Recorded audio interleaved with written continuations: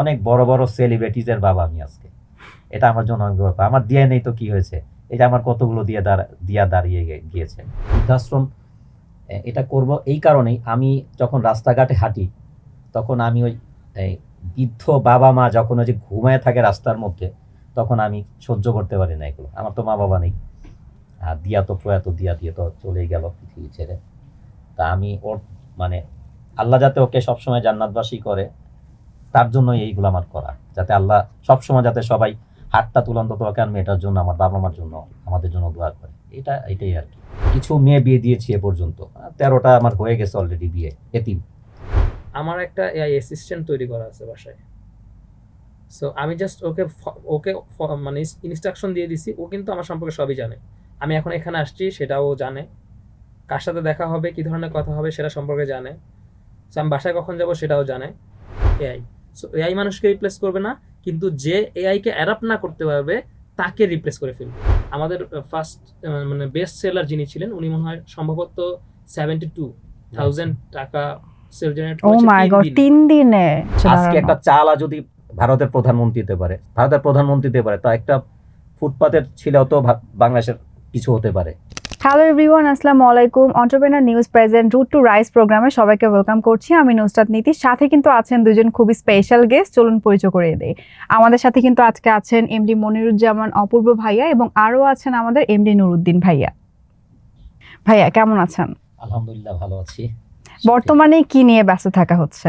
প্রথমত প্রথমে যে কাজগুলো করছি আমরা, অ্যাকচুয়ালি আমরা শুরু করেছিলাম, আমি তো 1995 থেকে শুরু করেছি। আমার জননন্দিত উপস্থাপক হানিফ সংকেতের হাত ধরে আমার শুরুটা ওনাকে দিই। তা তখন থেকেই আমি যখন ওই যদি কিছু মনে না করেন হতো, ফজলে লোহানী স্যার আমার গুরুর যে গুরু ছিল, উনি করতো এই কাজগুলো সচরাচর গরিব দুঃখীদের এনে। তো তখন থেকে আমার একটা চিন্তাধারা ছিল যে আমরা কাজগুলো করবো। তো আমার এখন যে কাজটা শুরু করছি, আমরা কিছুদিন আগে আমাদের একটা ইভেন্ট শেষ করেছি, যেটা আমরা উদ্যোক্তা নিয়ে স্টল ফ্রি মেলা করি। এই ফ্রি মেলাগুলোতে সচরাচর আমরা কোনো স্টলের ফি নেই না।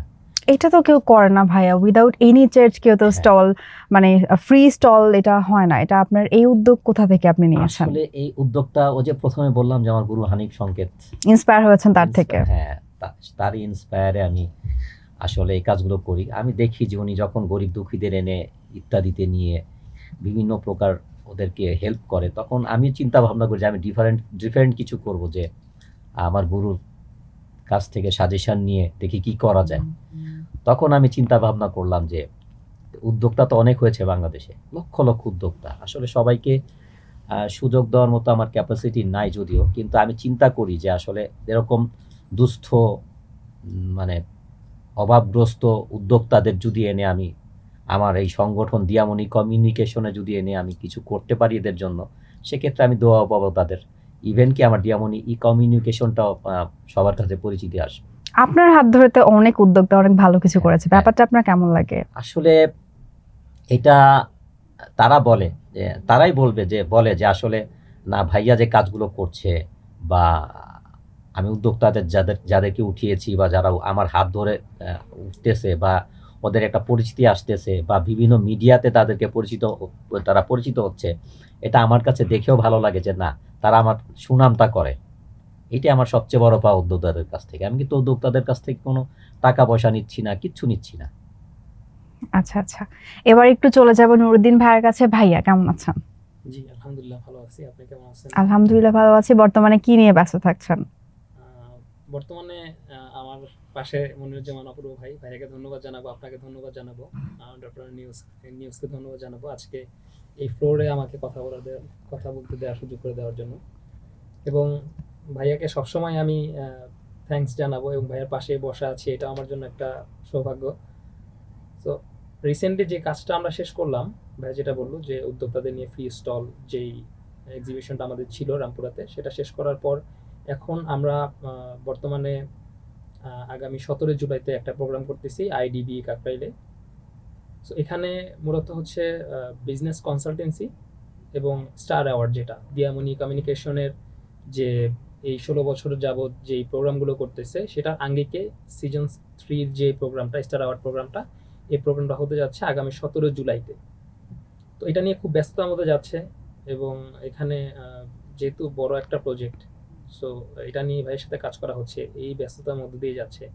এছাড়া বিজনেস নিয়ে তো অনেক ব্যস্ততার মধ্যে থাকা হয়। সামনে আমরা অনেক বেটার কিছু দেখবো ইনশাল্লাহ। ইনশাল্লাহ। আচ্ছা, আপনাদের যে ইভেন্টটা ছিল, এক্সিবিশনটা ছিল, ওটা কেমন গিয়েছে? মানে উদ্যোক্তারা আপনাদের উপর স্যাটিসফাইড? খুবই, এবং আমাদের যে যে প্রোগ্রামটার কথা বললাম 17 জুলাই, যে প্রোগ্রাম রামপুরাতে, yes. 17 জুলাই যেটা হবে, ওটা তো নেক্সটে, হ্যাঁ, আগামীতে হবে। ওই প্রোগ্রামের যখন আমরা শুটে ছিলাম, তখন আমাদের যে আগের ইভেন্টটা ছিল, এই ইভেন্টের বেস্ট সেলার যারা ছিল তারা কিন্তু আমাদের অ্যাওয়ার্ডটা এখান থেকে গ্রহণ করেছে। যেহেতু প্রোগ্রামটা 3 দিনের প্রোগ্রাম ছিল বনশ্রীতে, সো এই 3 দিনের প্রোগ্রাম শেষ করার পর যে বেস্ট সেলার যারা ছিল তারা জানতো না যে বেস্ট সেলার আমরা অপশন রেখেছি। সো বেস্ট সেলার যেই 3 জন ছিল, ওই 3 জনকে আমরা পুরস্কৃত করেছি, আমরা অ্যাওয়ার্ড দিয়েছি। সো এই হলেই আমাদের যে প্রোগ্রামটা হবে নেক্সট, সেই হলেই তারা নিয়েছে। এটা অনেক নিউজেও গিয়েছে, অনেক পত্রিকায় গিয়েছে, নিউজে গিয়েছে, দেখেছি আমি অলরেডি। সো ভালো পরিমাণে একটা সাড়া পেয়েছে। অনেকে যেখানে টাকা দিয়ে, অনেক উদ্যোক্তারা টাকা দিয়ে তারা এক্সিবিশন করে লসের সম্মুখীন হচ্ছে, সেখানে বিনামূল্যে যে ধরনের ফ্যাসিলিটিস তারা এখানে পেয়েছে। আমাদের ফার্স্ট মানে বেস্ট সেলার যিনি ছিলেন, উনি মনে হয় সম্ভবত 72,000 টাকা সেল জেনারেট ও করেছে মাই 3 গড, দিনে। 3 দিনে! মাশাআল্লাহ। মজার বিষয় হচ্ছে এখান থেকে উনি দ্বিতীয় দিন খুব ভালো একটা সেল জেনারেট করেছে। সেটা হচ্ছে আমাদের যে গেস্ট যারা আসছে, গেস্টের মধ্যে থেকেই 42,000 টাকা পারচেস করে নিয়ে গেছে। ও মাই গড, হিউজ! সো এখানে অনেক ভালো ভালো উপদেষ্টারা ছিলেন এবং সেলিব্রিটিসরা ছিলেন। তাদের সহযোগিতা, ভাইয়া তো আছেন, ভাইয়া আমাকে সর্বোচ্চ সহযোগিতা করেন। যেহেতু দিয়ামনি ই কমিউনিকেশনের হেড অফ ম্যানেজমেন্ট হিসেবে আমি কাজ করতেছি, সো ভাইয়া পরামর্শের পরেই হচ্ছে সব কাজগুলো আমাকে করতে হয়, দেখতে হয় কাজগুলো ঠিকঠাক মতো হচ্ছে কিনা। সো আমি মনে করবো যে এটা খুব সাকসেসফুল একটা ইভেন্ট ছিল, এবং স্টলার যারা ছিলেন 25 জন, আমরা 25 জনকে সুযোগ করে দিতে সক্ষম হয়েছি ওই জায়গার মধ্যে। এরপরে আমাদের ভবিষ্যতে অন্য প্ল্যান আছে এরকম ফ্রি এক্সিবিশনগুলো করার। সো উদ্যোক্তারা এবং আমরা যতটুকু আমি এই পর্যন্ত দেখেছি, সবাই স্যাটিসফাই, ওনারাও স্যাটিসফাই, আমরাও স্যাটিসফাই। আচ্ছা, একটু আমরা ওকে, থ্যাংক ইউ ভাইয়া। এবার একটু অপূর্ব ভাইয়ের কাছে যাব। এই যে আমরা ভাইয়া যে বললো, নুরুদ্দিন ভাইয়া, যে ক্রেস্টের যে ব্যাপারটা, ফার্স্ট সেকেন্ড থার্ড, এই ব্যাপারটা আপনার কোথা থেকে এসেছে যে না, আমার ওনাদেরকে ক্রেস্ট দিতে হবে, আরো বেশি মোটিভেট করতে হবে? শুধু আসলে নুরুদ্দিন তো শুধু ক্রেস্টের কথা বলেছে, আমরা তাদেরকে উত্তরীয় দিয়েছি গলায়। হ্যাঁ, এই যে এটা দেখে আমি হ্যাঁ, নিজেও আসলে অনেক আসলে, বেশি স্যাটিসফাইড। আমি যখন ছোটবেলায় আমি পাইনিয়ার লিগ খেলেছি আর কি, ফুটবল সেকেন্ড ডিভিশনে খেলতাম, রহমতগঞ্জের টিম আমাদের পুরান ঢাকার। তা আমি খেলাধুলাতেও খুব পটু ছিলাম, ফুটবল খেলতাম। তো ওই সময় যে যারা ভালো খেলোয়াড় থাকতো, যারা ভালো, যেমন আমরা 2টা গোল করতাম, আমরা একটা টাকা পেতাম।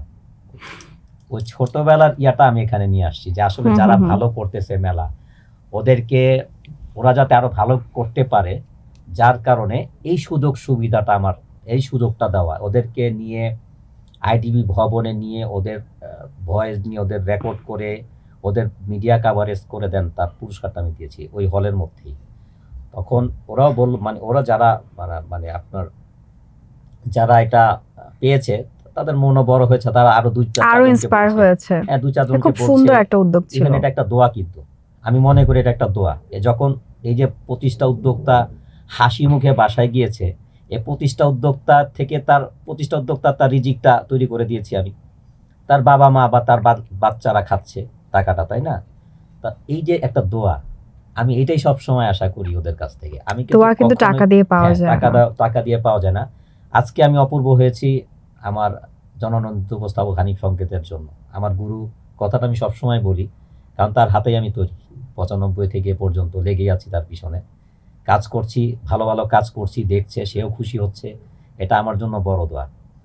আর উদ্যোক্তা যারা আছেন, আসলে উদ্যোক্তারা আমাকে প্রায় বলে যে ভাইয়া আমি ওই প্রবলেমে আছি, তখন আমি আর থাকতে পারি না।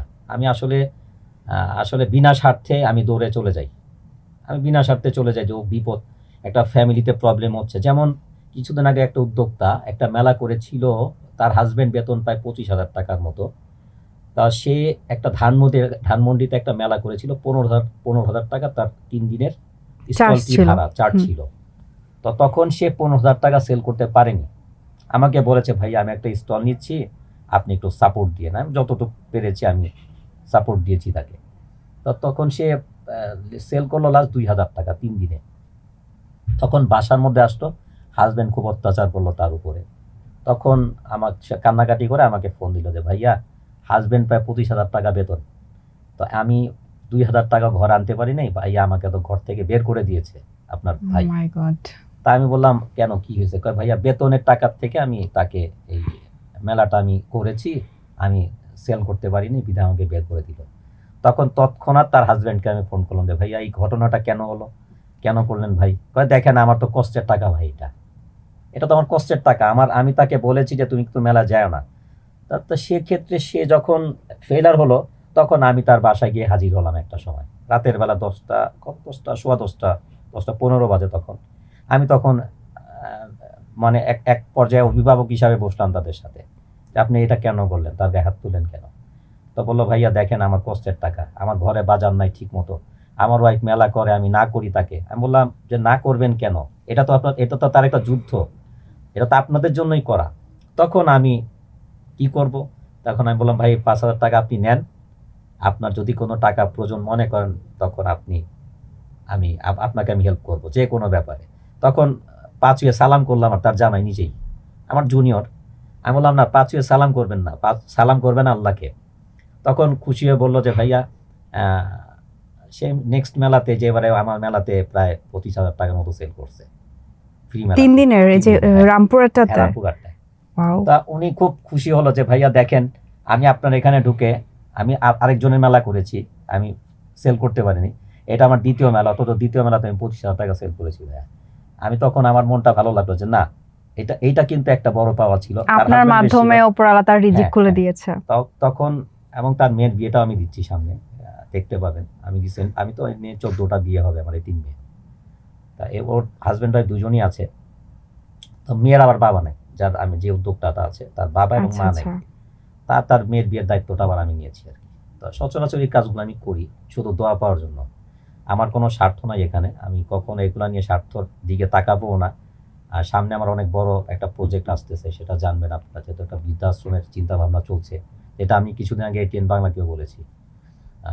এটিএন বাংলা সাক্ষাৎকার আমি যখনই যাই আমি এই জিনিসটা বলি আসলে, কারণ বৃদ্ধাশ্রম এটা করব এই কারণেই, আমি যখন রাস্তাঘাটে হাঁটি তখন আমি ওই এই বৃদ্ধ বাবা মা যখন ওই যে ঘুমায় থাকে রাস্তার মধ্যে, তখন আমি সহ্য করতে পারি না এগুলো। আমার তো মা বাবা নেই, আর দিয়া তো প্রয়াত, দিয়ে তো চলেই গেল পৃথিবী ছেড়ে।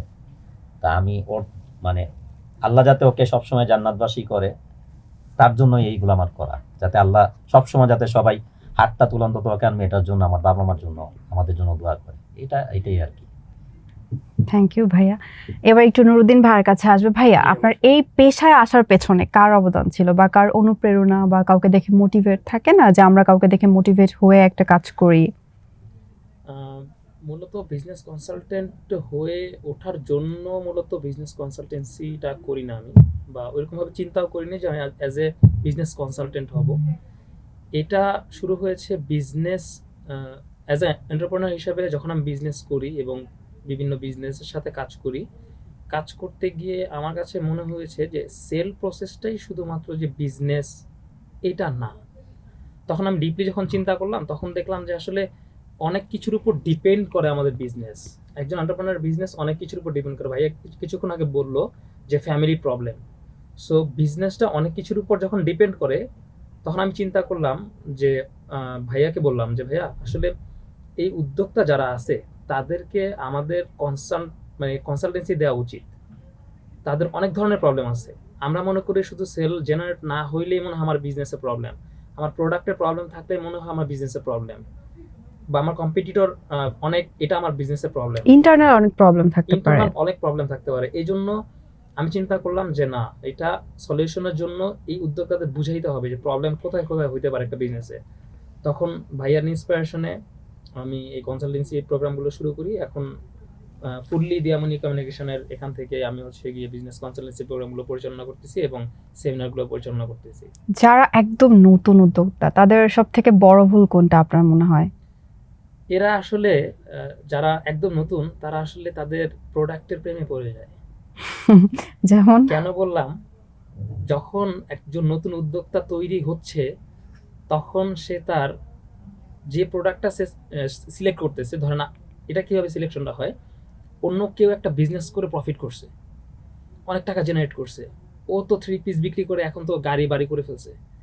সো তখন আমার মনের মধ্যে এই এন্টারপ্রেনার হওয়ার যে একটা ইচ্ছা, এটা যে আমিও এটা করব, গ্রো করে। ট্রেন্ডে গা ভাসানো। তো তখন সে তার আশেপাশে খুঁজতে থাকে আসলে কোন প্রোডাক্টটা নিয়ে কাজ করব। তখন তার কাছে যেটা ভালো মনে হয়, লাইক দ্যাট হচ্ছে এই ফুলদানিটা আমার কাছে ভালো লাগতেছে, আমি এইটা নিয়ে বিজনেস স্টার্ট করে দিছি। আমি ভাবছি না যে এটা অন্য কেউ পছন্দ করবে কিনা। আমার অ্যাজ এ এন্টারপ্রেনার বা অ্যাজ এ যখন কেউ বিজনেস স্টার্ট করতেছে তখন তার প্রেমে পড়তে হবে যে কনজিউমার তার প্রবলেমের প্রতি, নট আমার প্রোডাক্টের প্রতি। যে আমার প্রোডাক্টটা ইউজ করবে তার যে প্রবলেমটা আছে সেই প্রবলেমের প্রতি আমাকে প্রেমে পড়তে হবে, তার প্রবলেমটা কিভাবে আমি সলভ করতে পারি বা আমার প্রোডাক্টটা তার প্রবলেমটা কিভাবে সলভ করতেছে। সো এটা হচ্ছে কি আমার কাছে সবচেয়ে বড় প্রবলেম মনে হয়। এবং ম্যাক্সিমাম উদ্যোক্তারা যখন এসে আমার কাছে বলে যে ভাইয়া আমি বিজনেসে গ্রো করতে পারতেছি না, তখন যখন আমি তার বিজনেসের ব্যাকএন্ডটা দেখার চেষ্টা করি তখন দেখি যে সে অনেক প্রোডাক্ট নিয়ে এর আগে বিজনেস করার চেষ্টা করছে এবং বড় ধরনের একটা ডেড স্টকে সে আটকায় আছে, এই প্রোডাক্টগুলো সে সেল করতে পারতেছে না।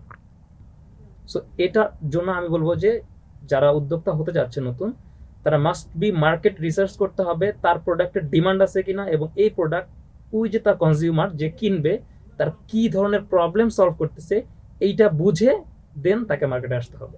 এক্স্যাক্টলি। ভাইয়া, এই যে আপনি এত মানুষের সাহায্য করেন, উদ্যোক্তাদের নিয়ে কাজ করেন, কখনো কোনো প্রবলেমের সম্মুখীন হয়েছেন? আসলে প্রবলেম বলতে আসলে পাশে লোকে কিছু বলে, এটা তো আসলে প্রতিটা ক্ষেত্রেই ভালো কিছু করতে গেলে এরকম অনেক বাধাবাধকতা আসবেই, তাই বলে তো থেমে থাকা যাবে না। তো এরকম বাধাবাধকতা অনেকেই অনেকভাবেই, অনেক জার্নালিস্টও আমাকে বলেছে। আমি একটু এই এই এই পেশায় আছি আর কি, মাঝে মধ্যে বিজনেসের পাশাপাশি একটু লেখালেখিও করি অনেক দিন ধরেই। তা এরকম অনেক বাধাবাধকতাও এসেছে আমাকে অনেক রকম ফোনও করেছে, ভাই এগুলোতে যেন না, আপনার একটা গ্রহণযোগ্যতা অন্য দিক দিয়ে আপনাকে সবাই সম্মান করে, মূল্যায়ন করে। আমাকে অনেকভাবে থ্রেডও করেছে অনেক জায়গা থেকে যাতে এটাতে না যাই, আপনি কেন এরকম ফ্রি মেলাটা দেই। এরপরে অনেক উদ্যোক্তা আমাকে রিকোয়েস্ট করেছে যে ভাই আপনি ফ্রি মেলাটা দিয়ে না, আমাদের বিজনেস নষ্ট হচ্ছে। তখন উল্টা আমি বিজনেস নষ্ট হচ্ছে, বাট আপনি ফ্রি মেলা দিয়ে যে আরো মানুষের রিজিকের ব্যবস্থা করে দিচ্ছেন, এটা তো একটা বড় ব্যাপার না। তো সেটা অনেক উদ্যোক্তারাই, এটা ধরেন আমার আশেপাশে কিছু উদ্যোক্তা আছে যারা পকেট ভারী করে মেলা করে, যারা পকেট ভারী করতেছে, কিছু কিছু উদ্যোক্তা আছে ওদের বিজনেস এটা, এছাড়া আর কিছু না। সংসার ফেলে দিয়ে তারা এই মেলা করে বেড়াচ্ছে, ওদের পকেট ভারী করতেছে। তো এরকম অনেকটাই বলছে আমাকে যে ভাইয়া এরকম আপনি এই মেলাটা করেন না, আমাদের ক্ষতি হয়। যেমন রামপুরা থেকেই তো আমার মেলা বন্ধ করার জন্য অনেক প্রকার থ্রেড এসেছে আমার, যে আমরা মেলা করতে দিব না। এরকম এর আগে একটা মেলাতে আমি গিয়েছিলাম, তো দেখলাম ওই মেলাতে গিয়ে নাকি ওই গ্রুপটা নাকি খুব খুব পুলিশ টুলিশ এনে মেলাটাকে বন্ধ করেছে। তা তখন আমি চিন্তা করলাম যে রামপুরাতে আমি করব, দেখি আমার মেলাটা বন্ধ করে কি। তখন আমি টোটাল মিডিয়া পুলিশ প্রশাসন সবাইকে নলেজে দিয়ে তারপরে মেলাটা আমি করেছি এবং সেটা সার্থক হয়েছে, আমি সাকসেসফুল করেছি। এটা আমার সবচেয়ে বড় পাওয়া। আসলে যেহেতু আমি এই লাইনে আছি দীর্ঘদিন, 95 থেকে এখনো চলতেছে, অনেক পুরনো মানুষ, আর আমার তো এই লাইনে অভিজ্ঞতা অনেক। আসলে আমাকে তো জানতে হবে যে আমি কে, তাই না? আমাকে জানতে হবে যে আমি কে। তো ওটা ওরা বুঝতে পারে নাই তখন।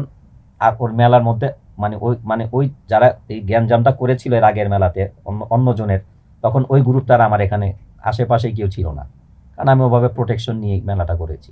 আপনার কি মনে হয় সবাই উদ্যোক্তা হবার যোগ্য? অ্যাকচুয়ালি উদ্যোক্তা তো এখন ঘরে ঘরে হচ্ছে, কেউ সাকসেসফুল হচ্ছে, কেউ হচ্ছে না। আর উদ্যোক্তা হওয়ার মধ্যে যেমন আমি বলি, যেমন আমরা বিজনেস করি, আসলে বিজনেস উদ্যোক্তার মধ্যে কিন্তু কিছুটা ডিফারেন্স আছে, তাই না? উদ্যোক্তারা তো অনেক স্ট্রাগল করে হাতের কাজ তৈরি করে একটা ব্রেন থেকে একটা জিনিস বের করে তখন ওরা এক জিনিস তৈরি করে ওটা যাতে একটু ভিন্ন কিছু হয়। আপনার মেলাতে আমরা দেখেছি খুবই ট্যালেন্টেড কিছু উদ্যোক্তা হ্যাঁ, ছিলেন, হ্যাঁ, এত হ্যাঁ, সুন্দর হাতের কাজ হাতের ওদের। কাজ, হ্যাঁ। হ্যাঁ, তা তখন আমি চিন্তা করলাম যে আসলে আমরা বিজনেসটা তো কি করি, যারা বিজনেসম্যান আমরা যারা বিজনেস করি, আমরা তো একটা দোকানে মাল দিয়ে আসলাম, আমরা টাকা নিয়ে আসলাম, আমরা হয়তো বা দুবাই থেকে চায়না থেকে ইম্পোর্ট করছি, মাল নিয়ে এসে দোকানকে দিচ্ছি, দোকানদার আমাদের একটা টাকা দিচ্ছে, এটা কিন্তু সহজ একটা পদ্ধতি। কিন্তু এই যে উদ্যোক্তারা যে কি কষ্টগুলো করে, হাতের মধ্যে সুই লাগাচ্ছে, সুইয়ের ইয়ে ঢুকে যাচ্ছে হাতের মধ্যে, ব্রেন খরচ করতে হয় এট ফার্স্ট। তাদের হাতগুলো দেখলে আপনি বুঝতে পারবেন। অনেক সময় যেহেতু আপনি যান মেলাতে, অনেক সময় আপনি তাদের হাতগুলো, যারা হাতের কাজ করে, আমি ফলো করবেন তাদের হাতগুলো, এই জায়গাগুলো কেটে কেটে মানে একেবারে চামড়াগুলো একেবারে শক্ত হয়ে যায়। এগুলো আমি খুব মানে ফিল করি যে আসলে এরা এত কষ্ট করে। তা এই আসলে ব্যবসায়িক এক জিনিস, উদ্যোক্তা আরেক জিনিস। উদ্যোক্তাদের মধ্যে যে জিনিসগুলো পাই, আসলে এদের কষ্টটা অনেকেই বুঝে না, এদের দুঃখটা অনেকেই বুঝে না। কিন্তু আমি কিন্তু অনেকের সাথে বলে কথা বলে আমি অনেক কথা শুনি তাদের সাথে গিয়ে। যেমন এইবার আমাদের মেলাতে কি করলাম আমি, যেমন বারিশা হক, সে তো আমাকে বাবা ডাকে। আসলে এই মেয়েটা আমাকে যথেষ্ট সাপোর্ট দেয়। আমার মা, আমি তাকে মা বলি, আমার মাকে সবসময় আল্লাহ বড় করুক। ও আমাকে যথেষ্ট সাপোর্ট দিয়েছে আমাকে গৌতম দা, বাংলাদেশে একজন স্বনামধন্য ফ্যাশন কোরিওগ্রাফার, বাংলাদেশের জাতীয় পুরস্কার প্রাপ্ত নৃত্যশিল্পী সোহাগ, আর দিয়ে তাইব ভাই তো আমার আজকে 20-22 বছর ধরে উপদেষ্টা আছে, আমার সাথেই আছে, কাজ করছি। মোটামুটি এই টাইপের যারা আছে, নায়ক জয়, অনেকেই আছে, এসডি রুবেল, রবি চৌধুরী, এই টাইপের অনেক সেলিব্রিটিজরা আমাকে যথেষ্ট সাপোর্ট দিচ্ছে এই ব্যাপারে। তা আমার বিশেষ করে আমি আরও থ্যাঙ্কস দিব চ্যানেলায়ের সাগর সাহেবের সহধর্মিনী, যাকে আমি মা বলে ডাকি। আমি তার ছেলে, আমাকে যথেষ্ট সাপোর্ট দিচ্ছে আজকে। তার অনুপ্রেরণা, তার জন্য আজকে আমি অপূর্ব। এই সময় 2007-এর পর থেকে আমি মার মানে স্নেহধন্য হয়ে আজকে অপূর্ব হয়েছি। আমার গুরু হানিফ সংকেত তো আছেই, তার হাতে তৈরি আমি। আর ধন্যবাদ দিব আমার এটিএন বাংলা সম্মানিত chairman doctor Mahfuzur Rahman sir, আমাকে যথেষ্ট আদর করে। তাশিক ভাই আমাদের উপদেষ্টা। আসলে এই যে আপনার উদ্যোক্তাদের যে ইয়েগুলো আমি দেখি মাঝে মধ্যে, যে আসলে এগুলা আপনি যখন অনেক সময় দেখি আপনাকে আমি বিভিন্ন মেলাতে, আপনি উদ্যোক্তাদের মেলাতে যান, আসলে ওদের হাতগুলো দেখবেন একটু দয়া করে, তখন আপনি বুঝতে পারবেন যে ওদের কষ্টটা। ওদের সাথে কথা বলবেন, ওরা সহজে কথা বলতে চায় না, ফ্যামিলিগত কথা, কিন্তু আমাকে ভাই মনে করে, কেউ বাবা ডাকে। এটা আমার জন্য অনেক বড় পাওয়া। অনেক বড় বড় সেলিব্রিটিজের বাবা আমি আজকে, এটা আমার জন্য অনেক বড় পাওয়া। আমার দিয়ে নেই তো কি হয়েছে, এটা আমার কতগুলো দিয়া দাঁড়িয়ে গিয়েছে, এটা আমার জন্য অনেক অনেক বড় কিছু। আজকে দিয়ামনি কমিউনিকেশন একটা লেভেলে আসতেছে আপনাদের। তো আপনি যে ভালো কাজ করছেন সবাই তো প্রশংসা করে, বাট কিছু মানুষ, এই যে একটু আগে বললেন যে পেছনে মানুষজন কথা বলে, তো এদের কথা শুনে কখনো মনে হয়েছে যে না আমি নিতে পারছি না, আমি থেমে যাই? আপনি আসলে হয়েছে কি, যেহেতু কাজ শুরু করেছি, থেমে গেলাম তো হেরে গেলাম, আসলে কথাই তো আছে। থেমে থাকছি না। যেমন আমার হেড অফ ম্যানেজমেন্ট যেটা মোহাম্মদ নুরুদ্দিন, ও যখন বিজনেস কনসালটেন্সির ব্যাপারটা মাথায় নিল, তখন বললো যে ভাই আপনার অফিসে আমি 10 জন উদ্যোক্তাকে নিয়ে বিজনেস কনসালটেন্সি করব।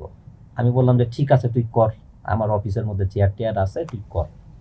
তখন ও বলতেছে ভাইয়া 10 জন তো কম হয়ে যাচ্ছে, তাহলে বেশি কিভাবে করা যায়। আমি তুই তো চল, আমার একটা চাইনিজ রেস্টুরেন্ট আছে, ওখানে গিয়ে আমরা বিজনেস কনসালটেন্সি প্রোগ্রামটা করব। 10 জন থেকে আমার 150 জন হয়ে গেল। 150 জন উদ্যোক্তা বিজনেস কনসালটেন্সি, এবং সেটা খুব বড় আকারে করেছিলাম, যে এখানে দুপুরে লাঞ্চ দিয়েছিলাম চাইনিজ আইটেম, বিকালে নাস্তা দিয়েছিলাম, হ্যাঁ তাদেরকে বিকালের একটা স্ন্যাক্সও দিয়েছি। আসলে এই জায়গাটা বড় হতে হবে আমি মনে করি, তা নাহলে হবে না। এই জায়গাটা বড় রাখতে হবে, তখন আল্লাহ খুশি হয়, তখন আল্লাহ দিয়ে দিবে যে হ্যাঁ তুমি করো, তোমাকে আরো দিচ্ছি, তাই না?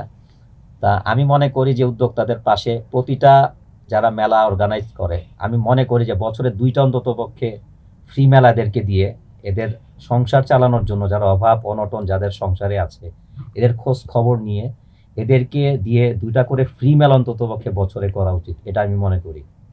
এবং এর মধ্যে যেমন কিছু ইনফ্লুয়েন্সার আছে, যারা ব্র্যান্ড প্রমোটার আছে, এরাও আমার সাথে আলাপ হয় অনেক সময় যে ভাইয়া বাবা, অনেকে বাবা বলে, ভাই বলে, যেরকম ফ্রি মেলা যদি কেউ করতে পারে এটা কিন্তু অনেক উদ্যোক্তার উপকৃত হবে। এটা ভাইয়া, এই যে আমরা কিন্তু আমিও প্রমোশন করেছি, আরো অনেক বারিশা আপু ছিল, অনেকে ছিল, সবাই কিন্তু ফ্রিতে করেছে। এটা হ্যাঁ, একটু হ্যাঁ, বলেন যে যারা মানে উদ্যোক্তাদেরকে কিন্তু আমরা ভালোবেসে এই কাজটা Right, করেছি। right, তো right. সবাই যাই হোক, যদি নিজ জায়গা থেকে এগিয়ে আসে তাহলে আমার কাছে মনে হয় যে না, উদ্যোক্তারা আরো ভালো কিছু করতে উপকৃত পারবে, হবে। এগিয়ে যাবে। Right right. আসলে আমি তো ধন্যবাদ দিয়ে ছোট করব না, কারণ এই যে বললাম যে এই যে আপনাদের মতো ইনফ্লুয়েন্সার যারা আছেন, বারিশাওক এখন ব্র্যান্ড একটা, হুম। ওর মতো ব্র্যান্ডের একটা মেয়ে, ও বাবা বলে ডেকে আমার এখানে আসছে, আমাকে যথেষ্ট রেসপেক্ট করে। আসলে আমি অনেককেই পেয়েছি, হঠাৎ করে দেখি জেকে শান্তর গ্রুপ এখন বর্তমানে কন্টেন্ট ক্রিয়েটর, ওরা তো এখন ভালো জায়গাতেই আসছে, ভালো হুম, হুম, অবস্থানে হুম। আসছে, নতুন অবস্থায়। ওদের জন্য সবসময় দোয়া, ভালোবাসা, স্নেহ। আহ, ওরাও দেখি এসেছে। তা এটা আমার জন্য অনেক বড় কিছু না যে আমি না চাইতেই সব পেয়ে যাচ্ছি, এটা কিন্তু সকলের ভালোবাসা, এটা তো ভাই একদিনে হয় একদিনে না, হয় নাই, তাই না? মানুষের ভালোবাসা আপনাকে ভালোবাসা অর্জন এবং করতে হয়েছে। আরেকটা জিনিস করতে হবে, ব্যবহারটা জানতে হবে যে আসলে কার সাথে কি ব্যবহারটা আমার করতে হবে। এই ব্যবহার অনেকেই জানে না। কেউ মনে করতেছে যে মেলা করতেছি টাকা দিয়ে আনবো ওদেরকে, আনা পর্যন্ত শেষ। কিন্তু আমার একটা জিনিস ভালো লেগেছে যে এই যে আপনারা যারা মেলাতে গিয়েছেন, সবাই কিন্তু প্রতিটা স্টল ঘুরে ঘুরে ঘুরে ঘুরে, সবাই, আমি দেখলাম যে সবাই প্রতিটা স্টল ঘুরে ঘুরে, আপনি লাইভ করেছেন, দেখিয়েছেন সবাইকে যে হ্যাঁ এই যে দেখেন, সবার দোকানগুলো ঘুরেছেন। এটাও কিন্তু উদ্যোক্তারা খুব খুশি হয়েছে। এটা কিন্তু একটা দোয়া যে না, আপু তো সবাইকে দেখাচ্ছে, আপনার জন্য 2টা প্রোডাক্ট সেল হবে তাদের, তাই না? তা উদ্যোক্তারা আপনাদেরকে যথেষ্ট দোয়া করেছে এবং আমাকেও বলেছে সবাই যে ভাইয়া সবাই আমাদেরকে খুব মানে ভালোবাসছে, শ্রদ্ধা করছে। এটা আমার শুনে তো ভালো লেগেছে যে না, আমার যারা যে বোনগুলো আসছে বা যে মেয়েগুলো আসছে, আমার সবাই আমাকে, আমার সব উদ্যোক্তাগুলোকে শ্রদ্ধার সাথে সবার সাথে কথা বলেছে। আসলে মেলাতে আমি সচরাচর দেখি কি যে যারা যায় অনেক সময় দেখি ঘুরে কম, খুব 2-4টা দোকান বা 5টা দোকান ঘুরে। সবাইকে শোকেস করে না। হ্যাঁ হ্যাঁ, কিন্তু এইবার আমি দেখলাম সবাইকে নিয়ে মোটামুটি মেলাতে ঘুরে যেভাবে প্রচার করা, আপনাদের প্রচারে কিন্তু ওদের এত এত সেল, তা নাহলে হতো না। এটা আপনাদের অবদান, এটা আমি বলবো আর কি। থ্যাংক ইউ ভাইয়া। এবার একটু নুরুদ্দিন ভাইয়ের কাছে আসি। ভাইয়া, আপনাকে তো আমি চিনি অনেক আগে থেকে, বাট একটু অডিয়েন্সটা জানতে চাই যে আপনার স্ট্রাগলটা, এটা আপনার স্ট্রাগলের গল্পটা একটু শুনতে চাই আমরা। স্ট্রাগল, লাইফে অনেক স্ট্রাগল করতে হয়েছে, কিন্তু আমার সবচেয়ে বড় যে ব্যাপারটা সেটা হচ্ছে যে আমি প্রচুর পরিমাণে কাজ পছন্দ করি, এবং আমি এমনও সময় গেছে গত 2 বছরে অলমোস্ট ডেইলি 14 থেকে 15 ঘন্টা কাজ করি। 14 থেকে 15 ঘন্টা, 24 ঘন্টার মধ্যে কাজ করি আমি মাস্ট। সো এমন সময় গেছে যে আমাকে কেউ খাওয়াই দিচ্ছে, আমি কাজ করতেছি। তো কাজটা আমার কাছে মানে আমার কাছে এমন হয়ে গেছে যে এটা একটা নেশার মতো হয়ে গেছে কাজটা। আমি কাজ না করতে পারলে আমার কাছে ভালো লাগে না বিষয়টা, যেহেতু আমি টেকনোলজি নিয়ে কাজ করি। সো স্ট্রাগল বলবো যে আমি যখন আমার অনার্স শেষ করি, অনার্স শেষ করার পর আমি আমার কর্পোরেট লাইফে যখন এন্টার করি, আমার ফ্যামিলি হচ্ছে সব গভর্নমেন্ট জব হোল্ডার। সো একমাত্র আমি হচ্ছি যে যে বিজনেস করতেছি। তো আমার অনার্স শেষ করার পরে আমি ফার্স্টে কিন্তু হচ্ছে কর্পোরেট লাইফে এন্ট্রি করি। সেখানে 5 বছর জব করার পর আমার ফিজিক্যাল একটা ড্যামেজের জন্য, এটা আমার congenital problem, by born. So আমার একটা সার্জারি হয়। সার্জারির পর থেকে আমি তখন 1 বছর অলমোস্ট বিছানায়, মানে 1 বছর বিছানায় না, 1 বছর অলমোস্ট হচ্ছে রেস্টে। সো ওই টাইমটাতে হচ্ছে গিয়ে আমি চিন্তা করলাম যে এখন আসলে কি করা যায়, যেহেতু কোনো কাজ করতেছি না। তো তখন আমি চিন্তা করলাম যে যেহেতু এই স্কিলগুলো আমার মধ্যে আগে থেকেই আছে, ডিজিটাল মার্কেটিং, কনসালটেন্ট করা, তো আমি এই স্কিলটাকে ফুললি ডেভেলপ করি। তো তখন আমি চিন্তা করলাম যেহেতু এখন কর্পোরেট জব করতেছি না, বা কোনো জব করতেছি না, কোনো বিজনেস করতেছি না, কাজ করতেছি না, আমি তখন মানে ফুল স্ট্যাক একজন মানে আমার স্কিল ডেভেলপার হয়ে গেলাম। মানে আমি পুরোপুরিভাবে আমার স্কিলগুলো ডেভেলপ করা শুরু করলাম। এন্ড দেন এখান থেকে শেষ করার পরে আমি আবার চিন্তা করলাম, যখন আমি সুস্থ হয়ে গেছি পুরোপুরি, আমি চিন্তা করলাম যে না, কর্পোরেট জব করবো আবার। দেন কয়েকটা ব্যাংকে আমার জব হয়, এনসিসি ব্যাংকে জব হয়। সো আমি তখন ওইটা কুইট করি, এখানে আমি যাবো না, চিন্তা করতেছি যে না, আমি ওই মজাটা পেয়ে গেছি আসলে। কারণ কি, তখন আমি যখন উদ্যোক্তাদেরকে বিভিন্ন বিষয় বলতাম, ওরা আমার কথাগুলো শুনে এবং ওই জিনিসগুলো অ্যাপ্লাই করে ওদের বিজনেসে আমাকে ফোন দিয়ে বলতো যে ভাইয়া এইটা এইভাবে অ্যাপ্লাই করছি, এটার ফল এটা আসছে। সো এই যে মজাটা আমার কাছে চলে আসছে না, তখন আমি আসলে এটা ছাড়তে পারতেছি না। এন্ড দেন হঠাৎ করে ভাইয়ার সাথে আমার যোগাযোগ হলো, পরিচয় হলো, এবং আমি আসলে তখন ছিলাম কি, ধরেন আপনার একটা পুরো সমুদ্রের মধ্যে আমি আছি।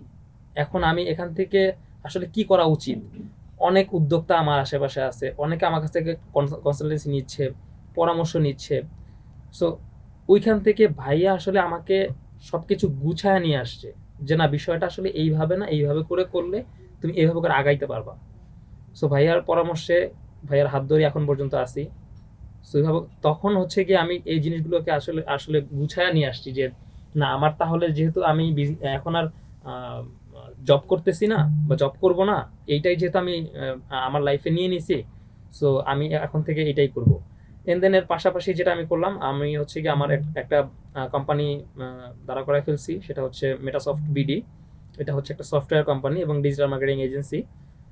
সো টোটালি হচ্ছে গিয়ে এখন ওইভাবেই আমার আশা মূলত। মানে ওই জব সুইচ করলাম, জব সুইচ করার পর হচ্ছে নিজে চিন্তা করলাম যে নিজে কিছু করব। দেন হচ্ছে গিয়ে ওই যে আমার যে মানে আমার তখনই ভালো লাগে যখন একজন উদ্যোক্তা এসে বলে যে ভাইয়া আপনার এই মার্কেটিং স্ট্র্যাটেজিটা অ্যাপ্লাই করার পরে বা আপনি যেভাবে করে বলছেন ওইভাবে এই জিনিসটা করার পরে আমার এই রেজাল্ট আসছে। সো তখন আমি নিজে ইন্সপায়ার্ড, ওরা কি ইন্সপায়ার্ড হবে, আমি নিজে ইন্সপায়ার্ড হয়ে যাই কাজ করার জন্য, আরো মানে নিজে আরো বেশি মোটিভেট হয়ে যায় যে না, আমার আরো কাজ করতে হবে তাহলে। সো এইভাবে আসলে মূলত আমার এই কাজের মধ্যে ইনভলভ হওয়া। এবং আপনার তো ফ্যামিলি সবাই জব হোল্ডার, বলেন আপনি বিজনেস করছেন, কখনো ফ্যামিলি বলে না না জব বাদ, বিজনেস বাদ দাও, জবই করতে হবে? থাকে না কিছু ফ্যামিলি কিন্তু প্রেসার ক্রিয়েট করে, না আমার ছেলেকে জব করতে হবে, কিসের বিজনেস? আমার ফ্যামিলির 17 জন সোনালী ব্যাংকে, এবং আমি ছোটবেলা থেকে বড় হওয়া হচ্ছে সোনালী ব্যাংক স্টাফ কোয়ার্টারে। সো আমি দেখেও আসছি। আপনি এক্সেপশনাল শুধুমাত্র? শুধুমাত্র আমার বোন, আমার বাবা, আমার বোনের হাজবেন্ড, আমার ফুপা, আমার ফুপাতো ভাই, সবাই হচ্ছে সোনালী ব্যাংক হেড অফিসে। তো বাবা সবসময় একটা জিনিস আমাকে বলতো যে তোমার যেটা ভালো লাগে তুমি সেটা করো। সো আমাকে জব করতে হবে বিষয়টা এরকম না।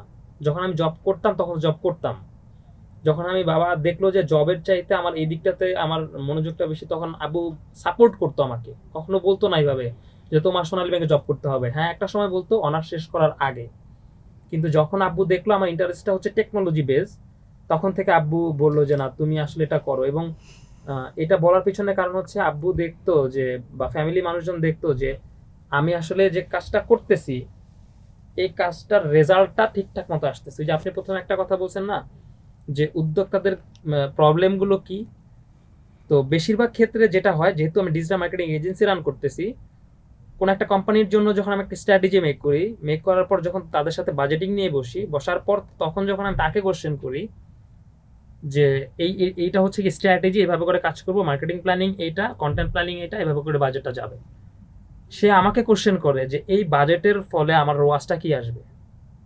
তার মানে হচ্ছে সে যে প্ল্যানটা আমাকে দিছে এই প্ল্যান নিয়ে সে কনফিডেন্ট না, মানে তার বিজনেস নিয়ে সে নিজে কনফিডেন্ট না। ইয়েস। সো আপনি যদি আপনার বিজনেস নিয়ে কনফিডেন্ট না হন, আপনি আমাকে মার্কেটিং এর দায়িত্ব দিলে আপনি আমার উপর কিভাবে কনফিডেন্ট করতেছেন?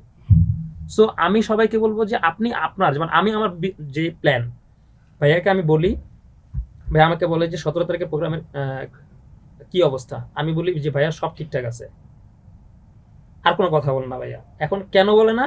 কারণ আমি আমার প্ল্যান নিয়ে কনফিডেন্ট যে আমি যেটা প্ল্যান করছি ওইটা ওইভাবেই কাজ করবে, এবং ওইটা ওইভাবে কাজ করানোর জন্য যা করতে হবে সেটা আমার এখন করতে হবে শুধু। সো এটা হচ্ছে বিষয়, যে আব্বু জানে বা আমার ফ্যামিলি মেম্বার জানে যে আমি যেটা করব বলছি ওইটার প্রতি আমি কনফিডেন্ট যে ওইটা হবে, এবং ওইটা করার জন্য যা যা করতে হবে আমি তখন ওই কাজগুলো ছোট ছোট যে পার্টগুলো থাকে ওগুলো আস্তে আস্তে করে করা শুরু করে দিই। সো এই জন্য আমার ফ্যামিলি থেকে কখনোই আমাকে বলে না জব করতে হবে। তো এখন পর্যন্ত আমি যতগুলো প্রজেক্ট নিয়ে কাজ করেছি সবগুলোতে আমি সাকসেস হই নাই, অনেকগুলোতে আনসাকসেসফুল ছিলাম। এটাও শিক্ষা, কারণ সবগুলো কাজে যে আমি সাকসেসফুল হবো এটা আসলে ওইরকম হয়ও না। সো অনেকগুলো প্রজেক্ট করতে গিয়ে আমি মাঝখানে বন্ধ করে দিছি। বিজনেসটা যেমন স্টার্ট করতে চিন্তা করে স্টার্ট করতে হয়, স্টপটা করার সময়ও চিন্তা করে স্টপ করতে হবে। কোথা থেকে শুরু করব এবং কোথায় গিয়ে স্টপ করে দিব। আপনি যদি রাইট সময় গিয়ে রাইট বিজনেসটা স্টপ না করতে পারেন, আপনি কিন্তু লসের সম্মুখীন হতেই থাকবেন। অনেকে আছে ভাইয়া যে মনে করেন 2 বছর বিজনেস করছে, ঠিক আছে, এখন উনি মনে করছে আমি 2 বছর বিজনেস করলাম, এখন আমি স্টপ করব, কিভাবে স্টপ করব, 2টা বছর কষ্ট করলাম, আমি আরো টাইম দিব, এখান থেকে বেটার কিছু আসবে। আপনার কি মনে হয় যখন আমি দেখছি যে আমার কিছুই হবে না, আমি ওইখানে ফেল করব, তো আমার কি স্টপ করা উচিত নাকি আমার আরো আগানো উচিত? এই যে আমি যে কথাটা বললাম যে আপনাকে জানতে হবে যে কোথায় গিয়ে থামতে হবে, রাইট? এটা তো অনেকেই বুঝতে So, পারে না। এইটা আপনি এই যে 2 বছর বিজনেস করলেন, এখন আপনার একটা ডিসিশন নিতে হবে হচ্ছে কি আপনার ডেটার উপর। আপনি যে 2 বছর বিজনেস করলেন, আপনার ডেটাটা কি, আপনার প্রসেসটা কি, ডেটাটা ঠিক ছিল কিনা, প্রসেসটা কি ঠিক ছিল কিনা, এবং হচ্ছে কি পিপল মানে ম্যানেজমেন্ট যেটাকে আমরা বলি। সো এই 3টা বিষয় আপনাকে খেয়াল করতে হবে যে এই 3টা বিষয় কি আমার ঠিক ছিল কিনা। মানে আমি এতদিন যে বিজনেস করছি ওই বিজনেসের ডেটা আমাকে কি বলে, যে আমার যে কনজিউমার বা আমার যে কাস্টমার, ওই কাস্টমার বেসটা কি ঠিক আছে, আমি যে প্রোডাক্টটা যাকে বিক্রি করতে চাচ্ছি আমি কি রাইট অডিয়েন্সের কাছে যাইতে পারতেছি। যদি সেটাতে প্রবলেম হয় তাহলে সেটা পরিবর্তন করতে হবে। যেহেতু আপনি বিজনেস বন্ধ করতে পারতেছেন না, অনেকদিন যাবত করতেছেন, ওইটা করতে হবে। ওইটা না হলে আপনাকে কি প্রসেসে আপনার যে প্রসেসিংটা ছিল এটা যদি আপনার ঠিকঠাক মতো না হয় বা রাইট প্রসেসিং না হয় তাহলে ওইটা চেঞ্জ করতে হবে। আর অথবা যদি আপনার ম্যানেজমেন্টের প্রবলেম থাকে তাহলে আপনার ম্যানেজমেন্ট চেঞ্জ করতে হবে। আর যদি আপনি এই 3টার একটা না বুঝতে পারেন তাহলে 100% আপনাকে বিজনেস বন্ধ করে দিতে হবে। যদি আপনি রানিং করতে চান, যদি ওইটা মনে করেন যে আমি 2 বছর বিজনেস করলাম, প্রফিটের মুখ দেখতেছি না, প্রফিট করতে পারতেছি না, তাহলে আপনার এই 3টার যে কোনো একটা প্রবলেম আছে। এটা যদি আপনি প্রপার ভাবে ট্র্যাকিং না করতে পারেন তাহলে আপনার মাস্ট বি বিজনেস বন্ধ করে দিতে হবে। আপনাকে এই বিষয়গুলো আগে বুঝতে হবে যে প্রবলেমটা কোথায়। একজন ফাউন্ডার কখনোই মানে সলিউশন দেওয়ার আগে যে প্রবলেম আছে সে প্রবলেমের ডিপে গিয়ে প্রবলেমটা দেখার চেষ্টা করে, বোঝার চেষ্টা করে যে প্রবলেমটা কোথায় হচ্ছে, দেন সলিউশন নিয়ে চিন্তা ভাবনা করে। আমরা শুধু হচ্ছে সেল চিন্তা করি যে কিভাবে প্রোডাক্টটা সেল করবো, কিভাবে এই প্রোডাক্টটা সেল করবো, কিভাবে ওই প্রোডাক্টটা সেল করবো। সেলের চাইতে প্রবলেমটা কোথায় আছে ওইটা বের করাটা জরুরি আমি মনে করি। ভাইয়া আপনার দেখা সব থেকে বড় উদ্যোক্তার সাফল্যের গল্পটা শুনতে চাই। আসলে বড় উদ্যোক্তা সাফল্যের গল্প একজনকে বলা যাবে না, একজনের জন্য বলা যাবে না। আসলে এ পর্যন্ত আমার হাতে যেমন আমি কিছু উদ্যোক্তাকে যেমন সেলাই মেশিন দিয়েছি, যারা কাজ করে খায়, ওরা সেলাই মেশিনের কথা আমাকে যখন বলে যে ভাইয়া আমার তো সেলাই মেশিন নাই, আমার তো অটো সেলাই মেশিন একটা আছে, তো আমি একটু নর্মাল সেলাই মেশিন দিলে আমাকে আমি একটু কাজ শেখাতে পারবো। তো সেই মেয়েটা সেলাই মেশিন দেওয়ার পর মোটামুটি এখন ভালোই কাজ করছে।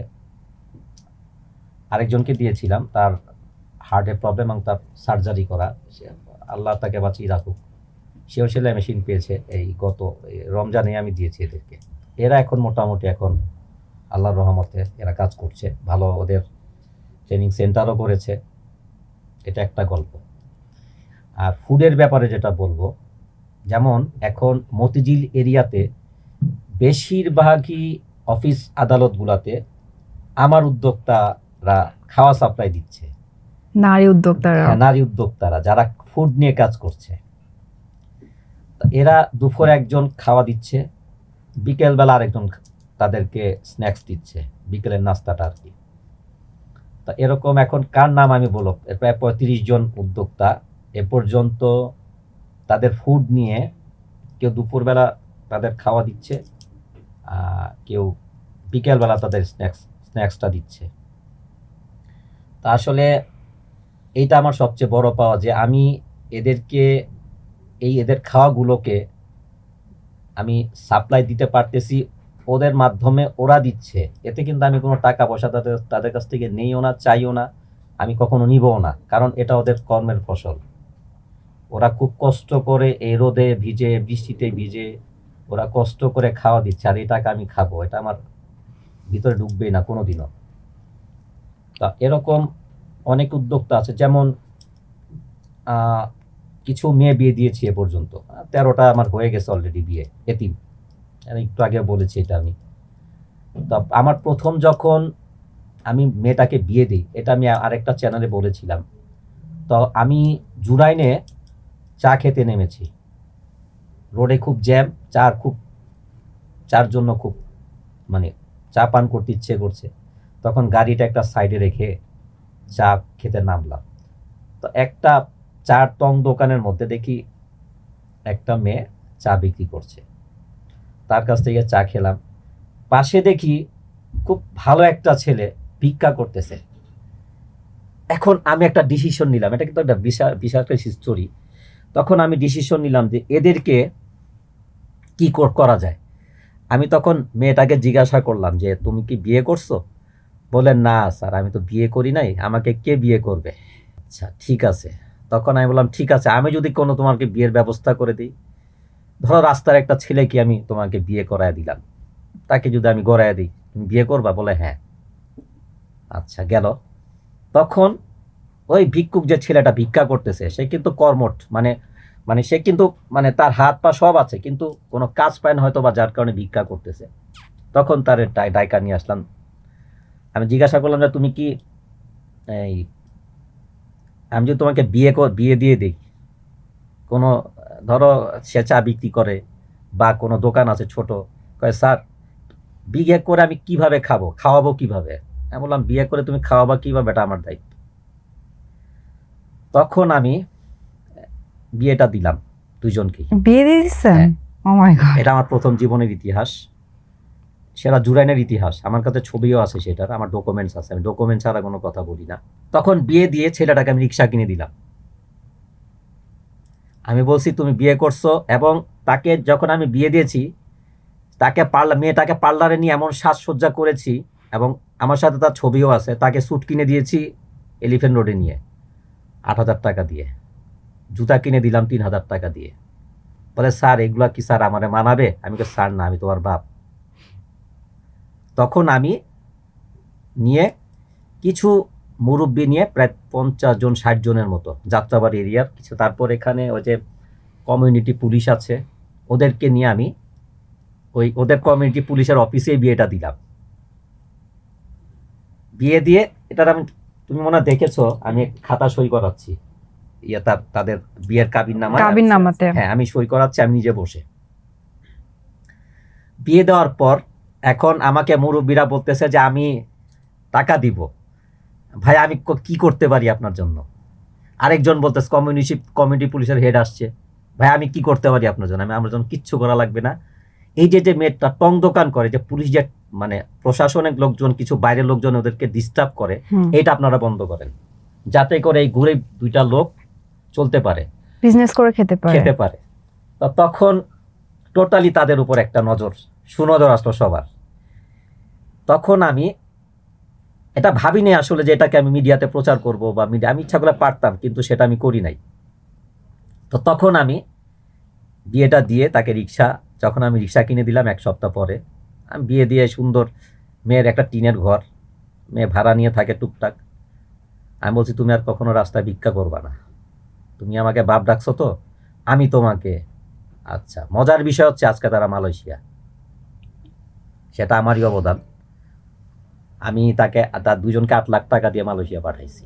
তারা মাঝে মধ্যে আমাকে টাকা পাঠায়, সে দুজনেই গার্মেন্টসে চাকরি করে মালয়েশিয়াতে। আমার বন্ধুর ফ্যাক্টরি আছে ওখানে, সেখানে তারা চাকরি করছে। তো এটা আমার সবচেয়ে বড়, এটা আসলে মিডিয়াকে জানানো উচিত যে আমি আসলে কি করেছি জীবনে, কোথা থেকে এসেছি, মানে এদের জন্য কি করতে চাই, এটা সবার জানা উচিত। আচ্ছা তারপরে কয়েকদিন পর গেলাম তার ছেলের বাড়ি ফরিদপুর। সেখানে দেখেছি আমি যে বেড়ার ঘর।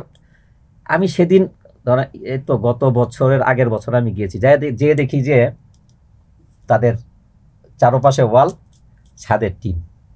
অবাক লাগলো, স্বাভাবিক, তার ইনকামের টাকাটা তারা বাসার মধ্যে লাগাচ্ছে। তাদের 3টা বেবি এখন রানিং, ওরা রিসেন্টলি এসে পড়বে, ওদের হয়ে গেছে, ওরা রিসেন্টলি বাংলাদেশে আসবে। ওই আমার বন্ধুটা বাংলাদেশে একটা ফ্যাক্টরি করতেছে, ওখানে দায়িত্ব তারা নিবে আর কি, তাদেরকে দিবে, আর বিশ্বস্ত হয়ে গেছে। তো এখন এইটা হচ্ছে আমার মানে বড় একটা ইতিহাস।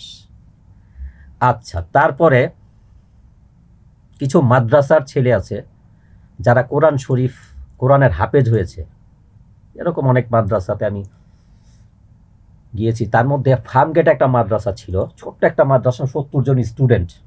তো এই মাদ্রাসাতে আমি একদিন গেছি শীতের মধ্যে, দেখি ছাদের উপর থেকে, কাঠের উপর থেকে টপ টপ করে ওই পানি কম্বলের পড়ে। উপর দিয়ে পানি পড়তেছে।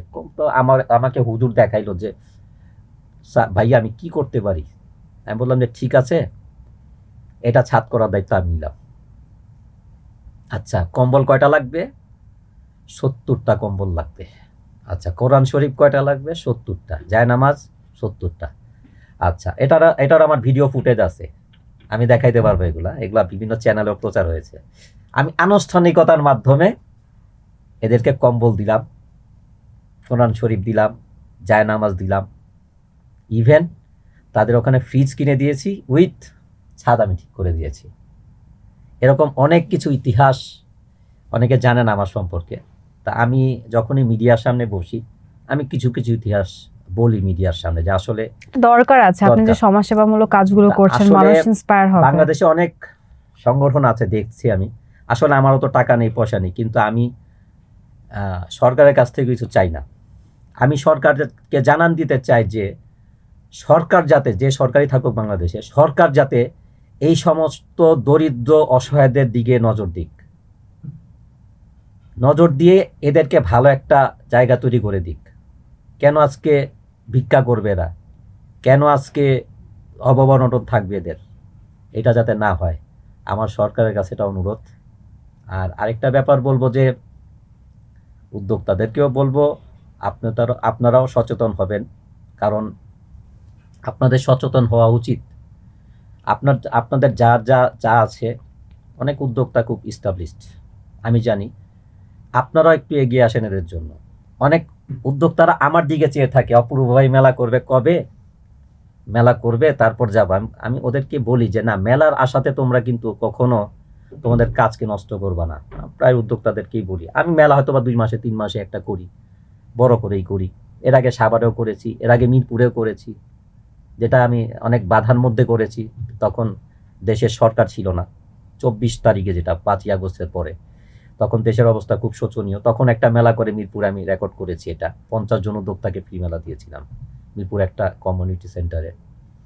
তো এরকম অনেক ইতিহাস আছে যা আসলে মিডিয়ার সামনে আমি ফোকাস করি না, তারপরে বলতে হয় জানা যে- উচিত তো সবার। হ্যাঁ, এরকম অনেক উদ্যোক্তা আছে। যেমন আরেকটা ব্যাপার হয়েছে, আমরা কিছু বন্ধু বান্ধব, আমরা একটা পিকনিকে যাব, তো প্রেস ক্লাব থেকে গাড়ি ছাড়বে। তো আমার লালবাগ থেকে আমি রিক্সাতে আসতেছি, যে বৃদ্ধ রিক্সাতে আসতেছি, তার নাম্বারও আছে আমার কাছে। তো ওই বৃদ্ধটা, তার ছেলে ফোন দিয়েছে যে সে কোরআনের হাফেজ হয়েছে, এখন পাগড়ি বানাইতে হবে, টাকা লাগবে, আব্বু পাগড়ি বানাইতে হবে, কি করবো, এখান তো বাইতুল মোকাররম মসজিদে আমাকে পাগড়ি পরাবে, আমি কি করবো, আমার কাছে তো ড্রেস নাই। তা মুরব্বীটা যখন ফোন করতেছে, স্পিকারে কথাটা আমি শুনতেছি আস্তে আস্তে, তখন বাদে আমি নামাজ পড়ে বের হয়েছি, তখন বাদে 5:30। প্রেস ক্লাবে আসবো, বাসের মধ্যে সব একসাথে হবো, আমার পকেটে তখন 280 জনের টাকা। আমি বললাম যে বাবা কি হয়েছে বলেন তো। কয় আমার ছেলেটা কোরআনের হাফেজ হয়েছে, এখন তো পাগড়ি কিনা লাগবে, অনেক কিছু কিনা লাগবে। তা বাবা আমি কোথার থেকে টাকা পাবো ওই 10টা-11টার মধ্যে। আমি বললাম কাকা কত টাকা লাগবে? আমার গায়ের লোমগুলো দাঁড়ায় গেছে। বলে বাবা এই তো 3,000 টাকা হলে, 3,500 টাকা হলে আমি পারবো। তখন আমি তাকে 4,000 টাকা নামা বললাম যে বাবা এটা আপনি রাখেন, আপনার ভাড়া কত যেন? কয় 100 টাকা। তখন আমি তাকে 100 টাকা ভাড়া দিয়ে দিলাম, সাথে পাশের টাকা সাচ্ছি, বাড়তি টাকা সে নেয় নাই। তখন সে কেঁদে আমাকে দোয়া করলো। ইভেন ওই ব্যক্তিটা প্রায় 5,000 5,500 স্টুডেন্টদের সামনে আমার জন্য দোয়া করেছে, তার ছেলে, যে সে আমার পাগড়ি পরা, সে আমার হাত টাকা ইয়েতে পড়ে। এটা আসলে বড় কথা না, এটা আল্লাহ প্রদত্ত। হয়তো বা আল্লাহ চায় যে আমি ভালো কিছু করি। তো এইগুলো আসলে অনেকের ভাগ্যে জুটে না। এইসব জিনিসগুলো জানানো উচিত সবাইকে, যে আসলে আপনারাও সবাই একটু দাঁড়ান এদের পাশে, দেখেন না করে, আপনার উন্নতি অটোমেটিক হবে। আমি উদ্যোক্তাদেরকে বলবো, ধনাঢ্য শিল্পপতি যারা আছে তাদেরকে বলবো, এসব আপনারা একটু দাঁড়ান না এদের পাশে, দেখেন না আজকে এরাও তো বড় কিছু হতে পারে। একজনের পক্ষে তো সম্ভব সম্ভব না সবার পাশে আজকে দাঁড়ানো। একটা চাওয়ালা যদি বাংলাদেশের ওয়ার্ল্ডের প্রধানমন্ত্রী হতে পারে, ভারতের প্রধানমন্ত্রী হতে পারে, ভারতের প্রধানমন্ত্রী হতে পারে, তা একটা ফুটপাতের ছেলেও তো বাংলাদেশের কিছু হতে পারে, সে তো একটা বড় Definitely. অফিসার হতে পারে, এটা সম্ভব।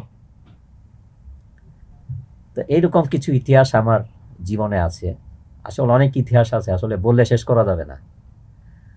আর আপনাদের যে আয়োজনটা আসলে খুবই ভালো একটা আয়োজন, এটা এরকম আমি মনে করি যে আপনারা উদ্যোক্তাদেরকে ডেকে ডেকে তাদের ইতিহাস শুনুন, অনেক কিছু জানতে পারবেন। আজকে আপনার কথা শুনে কিন্তু অনেকেই ইন্সপায়ার হবে। আমার মনে হয় যারা কাজ করতে ভয় পাচ্ছে বা কারোর জন্য কিছু করব, অনেকে ভাবনা চিন্তা করে যে আমরা আগাবো কি আগাবো না। আমার মনে হয় যে আজকে শোটা দেখে তারা লিস্ট একটা মানুষের পাশে হলেও দাঁড়াবে। হ্যাঁ, আমি আরেকটা জিনিস বলবো যে উদ্যোক্তাদেরকে আমি সবসময় বলি যে আপনারা কোনো ভয়ের কিছু নেই, আপনারা আমার কাছে আসুন, আপনাদের সম্পর্কে বলুন, দেখে আমি তো আপনাদের জন্য কি করতে পারি। আমি তো সবসময় উদ্যোক্তাদেরকে বলি, সবসময় বলি যে উদ্যোক্তারা আপনারা আসুন, আপনাদের সম্পর্কে আমাকে জানান, আসলে আপনারা কি করতে চাচ্ছেন। আমার যদি সাধ্য থাকে আমি অবশ্যই হেল্প করবো উদ্যোক্তাদেরকে, এটা আমি বলি সবসময়, প্রায় উদ্যোক্তাদেরকেই বলি। আমি সব মেলাতে যাই না, বাছাইকৃত কিছু মেলাতে যাই, জাস্ট তারপরে একটু মুখটুক ঢেকে যাই, অনেকে চেনে। আমি জাস্ট রিসার্চ করতে যাই যে আসলে কোন মেলাটা কেমন হচ্ছে, কিভাবে উদ্যোক্তারা কাজ করছে, আমি একটু এগুলা ফলো করি। কার মুখটার মধ্যে মানে একটা দুঃখের ছাপ, আমি এগুলা ফলো করি। আমি কিন্তু বুঝি এই জিনিসগুলা, এটা আমার আধ্যাত্মিক একটা জিনিস, আমি বুঝি এই জিনিসগুলো। তো যাই হোক, এটা আমি বলবো উদ্যোক্তাদের পাশে সবাই দাঁড়াক। এইসব ভালো কিছু উদ্যোক্তা আছে যারা কিছু করতে পারছে না, এদের পাশে আপনারা সবাই দাঁড়ান, অবশ্যই ভালো কিছু হবে আশা করছি। ইনশাআল্লাহ। ভাইয়া একটু আপনার কাছে আসবো, এটা হচ্ছে এখন তো এআই এর যুগ, আমরা চাইলেই ভিডিও পিকচার এআই দিয়ে অনেক কিছু মেক করতে পারি। এখন উদ্যোক্তা বা কোনো একটা পার্সন কেন আপনাদেরকে হায়ার করবে? এআইটা আসলে এখন এমন একটা পর্যায়ে চলে গেছে, আমরা অনেকেই মানে যারা উদ্যোক্তা আছি আমরা অনেকেই অনেক ভয়ের মধ্যে আছি যে আসলে এআই কি আমাদেরকে রিপ্লেস করে ফেলতেছে কিনা, বা এআই কি আমাদেরকে রিপ্লেস করে ফেলবে কিনা। আসলে এআই কখনোই মানুষকে রিপ্লেস করতে পারবে না। তবে যেটা রিপ্লেস করতে পারবে সেটা হচ্ছে ধরেন যে এআই জানে, বা যেই উদ্যোক্তা এআই নিয়ে কাজ করতেছে আর যে এআই জানে না, যে এআই ছাড়া কাজ করতেছে, তুলনামূলক যে এআই নিয়ে কাজ করতেছে সে কিন্তু অনেক দূর এগিয়ে থাকবে। কজ হচ্ছে ধরুন আপনার অফিসে, এখানে যখন আমি আসছি, যখন এখানে বসা ছিলাম আমি আপনাদের অফিসে, তখন আমার অনেকগুলো হোয়াটসঅ্যাপে মেসেজ আসছে, মেইল আসছে, আমি সবগুলো কিন্তু প্রপারলি চেক করতে পারি নাই।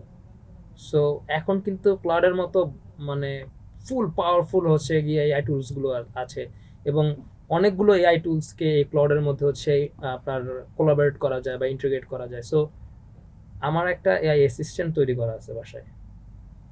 সো আমি জাস্ট ওকে মানে ইনস্ট্রাকশন দিয়ে দিছি, ও কিন্তু আমার সম্পর্কে সবই জানে। আমি এখন এখানে আসছি সেটাও জানে, কার সাথে দেখা হবে, কী ধরনের কথা হবে সেটা সম্পর্কে জানে। সো আমি বাসায় কখন যাব সেটাও জানে। আমি ওকে বলে দিছি যে তুমি আমার মেইলে ঢুকো, তুমি আমার হোয়াটসঅ্যাপে ঢুকো, আমাকে এই ইনফরমেশনগুলো দাও যেটা আমার জন্য এখন খুবই গুরুত্বপূর্ণ, বা মেসেজটা খুবই গুরুত্বপূর্ণ। জাস্ট ধরুন 10টা মেসেজ আসছে আমার, বা 15টা মেইল আসছে, 15টা মেইল তো হচ্ছে কি আমার পক্ষে চেক করা পসিবল না, এখন টাইমিং এর একটা ব্যাপার আছে, আমি বাইরে আছি। সো তখন ও কি করতেছে, বাছাইকৃত কিছু মেইল যেগুলো আমার খুব ইম্পর্টেন্ট সেগুলো আমাকে হচ্ছে কুইকলি হচ্ছে সামারাইজ করে দিচ্ছে। আমার কাছে যেটা ইম্পর্টেন্ট মনে হচ্ছে আমি ওকে বলে দিচ্ছি যে তুমি এই মেইলটাকে এভাবে করে ড্রাফট করে তুমি রেখে দাও, বা তুমি এই মেইলটা এই মেইলে সেন্ড করে দাও। এআই কিন্তু অটোমেটিক্যালি এই জিনিসটা করে দিতেছে। সো এটা কেন, যে এআই ইউজ করতেছে সে ডেফিনেটলি আগায় যাবে, যে এআই ইউজ করতেছে না সে ডেফিনেটলি পিছায় থাকবে। সো ওই যে কথা আছে না, যুগের সাথে তাল মিলায় চলতে হয়, এআইটা সেম অ্যাজ লাইক। কিন্তু যে অনেক ভয় পাচ্ছে যে এআই মানুষকে রিপ্লেস করে ফেলবে, বিষয়টা তা না। এআইকে ডেভেলপ করার জন্য আমরাই ডেভেলপ করি এআইকে, এবং এই ধরনের অটোমেশনগুলো আমরাই পরিচালনা করি। সো হিউম্যান টাচ ছাড়া ইম্পসিবল এআই। সো এআই মানুষকে রিপ্লেস করবে না, কিন্তু যে এআইকে অ্যাডাপ্ট না করতে পারবে তাকে রিপ্লেস করে ফেলবে, তার জন্য হার্মফুল। ইয়েস। ভাইয়া, সাফল্যের এক শব্দের সংজ্ঞা? কোনো নির্দিষ্ট লক্ষ্য অর্জন করা, এই টাইপের কিছু আর কি। আচ্ছা, একজন উদ্যোক্তার জন্য সবথেকে গুরুত্বপূর্ণ গুণ কোনটি? আসলে গুণটা বলবো যে ব্যবহার। আচ্ছা, ব্যবহারই টাকা সব। নাকি নেটওয়ার্ক? নেটওয়ার্ক, টাকা কিন্তু দুই টাইপেরই, কারণ নেটওয়ার্ক থাকতে হবে, নেটওয়ার্ক হলে টাকা হবে, টাকা থাকলে নেটওয়ার্কও হবে। বই নাকি বাস্তব অভিজ্ঞতা? ওই বাস্তব অভিজ্ঞতা দুই ধরনের। আচ্ছা, তরুণদের জন্য এক লাইনের পরামর্শ। আর তরুণদেরকে বলবো যে আপনারা ব্যবসা করুন, বুঝে শুনে ব্যবসা করুন, ব্যবসায় নামুন, বুঝে শুনে ব্যবসা করুন, ব্যবসায় নামুন। Thank you so much. ভাইয়া, সাকসেস নাকি হ্যাপিনেস, কোনটা চুজ করবেন? সাকসেস। আচ্ছা, রিস্ক নাকি security? Risk. Okay, online business না অফলাইন বিজনেস? দুইটা দুই ধরনের, তবে কম্বাইন্ড। এমপ্লয়ি না entrepreneur? Entrepreneur must be. Okay, একটা বইয়ের নাম যা প্রত্যেক উদ্যোক্তার পড়া উচিত? অনেকগুলো বই, এর মধ্যে ধরেন আপনার অ্যালেক্স হরমোজির অনেকগুলো বই আছে, মানে মাস্টার অফ মার্কেটার যাকে বলা হয় ওয়ার্ল্ডের মধ্যে, অ্যালেক্স হরমোজির। সো আমি রেকমেন্ড করব প্রত্যেকটা উদ্যোক্তার অ্যালেক্স হরমোজির প্রত্যেকটা বই পড়া উচিত। ওকে, একটা অভ্যাস যা প্রত্যেক ব্যবসায়ীকে গড়ে তুলতে সাহায্য করবে? আপনার কন্টিনিউয়াসলি কোনো কাজ করার প্রসেস, বা হচ্ছে কি আপনাকে যেটা বলে হচ্ছে ধরেন এটার পিছনে লেগে থাকা আর কি। একটা ভুল বলেন যা উদ্যোক্তার অ্যাভয়েড করা উচিত? সেটা হচ্ছে ডিসিশন মেক করতে, মানে রাইট সময়ে রাইট ডিসিশন না নিতে পারাটা। আচ্ছা, নিউ বিজনেস যারা শুরু করবে একটা সাজেশন? যারা নিউ বিজনেস শুরু করবে তাদেরকে মাস্ট বি হচ্ছে গিয়ে মার্কেট জানতে হবে, প্রোডাক্ট সম্পর্কে জানতে হবে, এবং নিজে যেই প্ল্যানটা নিয়ে আগাচ্ছে প্ল্যান সম্পর্কে তাকে কনফিডেন্ট হতে হবে যে প্ল্যানটা কাজ করবে কিনা। সো কাজ করবে কিনা সেটা আমরা কেউ বলতে পারি না, কিন্তু তাকে অ্যাটলিস্ট 90% কনফিডেন্ট থাকতে হবে যে আমার প্ল্যান কাজ করবে। এবং তাদেরকে অবশ্যই শুরু করতে হবে। আমাদের প্রবলেম হচ্ছে যে আমরা শুরুই করতে পারি না, আমরা ভয়ে থাকি। সো এই ভয়টা রাখা যাবে না। আপনি কোনো একটা কাজ শুরু করলে ওটা যখন আপনি 100% চাবেন, 100% না হলেও 80% হবে। সো আমরা মানে ওই যে 80% হবে এই কথাটা শোনার পরে আমরা চেষ্টা করি যে হ্যাঁ 80% পর্যন্ত যেন হয়, 100% হয় না। সো আমাদেরকে 1000% চেষ্টা করার মানে ক্যাপাবিলিটি নিয়ে নামতে হবে মাঠে, তাহলে আমরা 100% পাবো। ওকে, থ্যাংক ইউ ভাইয়া। ভাইয়া, যারা বিজনেস করতে ভয় পাচ্ছে তাদের উদ্দেশ্যে কি বলবেন? আসলে ব্যবসা করাটা তো নিজের উপর, সম্পূর্ণ নিজের উপর। ব্যবসাতে ভয় পাওয়া যাবে না। ব্যবসা শুরু করো সাহস দিয়ে, ব্যবসা অটোমেটিক টাকা তোমাকে ধরা দিবে অটোমেটিক। আচ্ছা, উদ্যোক্তাদের উদ্দেশ্যে তিনটা কথা বলেন। আমি উদ্যোক্তাদের বলবো, আপনারা উদ্যোক্তারা মানে হিংসা না করে একসাথে মিলে কাজ করুন, অবশ্যই অগ্রসর হতে পারবেন। ব্যবসা বুঝে ব্যবসা করুন, অগ্রসর হতে পারবেন। আর সংসারে মনোযোগ দিন, সহযোগিতা নিন, সংসারের যে কর্তা হাজবেন্ড তার সহযোগিতা নিন, অবশ্যই সাকসেসফুল হবেন।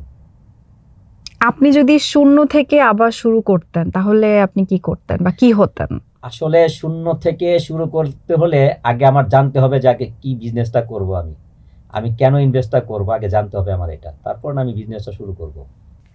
ভাইয়া, যদি বাংলাদেশের তরুণ উদ্যোক্তার উদ্দেশ্যে 1 মিনিট কথা বলার সুযোগ পান, কি বলবেন? আমি সবাইকে বলবো যে বাংলাদেশের উদ্যোক্তাদের, তরুণ উদ্যোক্তা যারা আছে তাদের মধ্যে সবচেয়ে বেশি ভয় হচ্ছে ক্যাশ নিয়ে, যে আমি লস করব কিনা। সো এই ভয়টা যদি কাটায় উঠতে পারে তাহলে সে বিজনেস করতে পারবে। সো এই ভয়টা পাওয়া যাবে না। বিজনেস মানে হচ্ছে রিস্ক, আর জীবন মানে হচ্ছে রিস্ক। আপনি রিস্ক নিতেই হবে। সো যদি বিজনেস করতে যান তাহলে আপনাকে রিস্ক নিতে হবে। আর ওই যে ভয়টা আমাদের, যে আমরা কি টাকা লস করতেছি কিনা, এটা হচ্ছে সবার কমন একটা প্রবলেম। সো এই জন্য আমরা বিজনেস শুরু করতে পারতেছি না। শুরুটা করার জন্য এই ভয়টাকে আগে শেষ করতে হবে যে আমরা লস করতেছি কিনা। সো তরুণ উদ্যোক্তা যারা আছে তাদের উদ্দেশ্যে আমার একটাই কথা, সেটা হচ্ছে স্টার্ট করে দিতে হবে। আর এই যে ভয়টা আছে, ফার্স্ট যে ভয়, এই ভয়টাকে ওভারকাম করতে হবে। আপনার জীবনের সবথেকে বড় শিক্ষা কি? আমার জীবনের সবথেকে বড় শিক্ষা তো অনেকগুলোই আছে, তার চাইতে সবচেয়ে বড় শিক্ষা হয়েছে যে জীবনে মানে কন্টিনিউয়াস প্রসেসের ছাড়া এর ব্যতিক্রম আর কিছু নাই। মানে কাজ, যে কোনো একটা কাজকে মানে ওইটা আমার ফুল এফোর্ট দিয়ে সবসময় করে যাইতে হবে। এটা হচ্ছে কি আমার মূল শিক্ষা আমার জীবনের। যে আমি দেখছি যে অনেক কাজ আমি অনেকভাবে চেষ্টা করছি করতে গেছি, জাস্ট মাঝখানে ছেড়ে দিছি, হয় নাই। সো আমার মূল শিক্ষা যেটা, যে কোনো একটা কাজ যখন আমরা করা স্টার্ট করব, ওই কাজটাকে মানে প্রতিদিন একটু একটু করে হইলেও কন্টিনিউয়াসলি করে যেতে হবে। আগামী 10 বছরে ব্যবসার পৃথিবীকে কেমন দেখতে চান?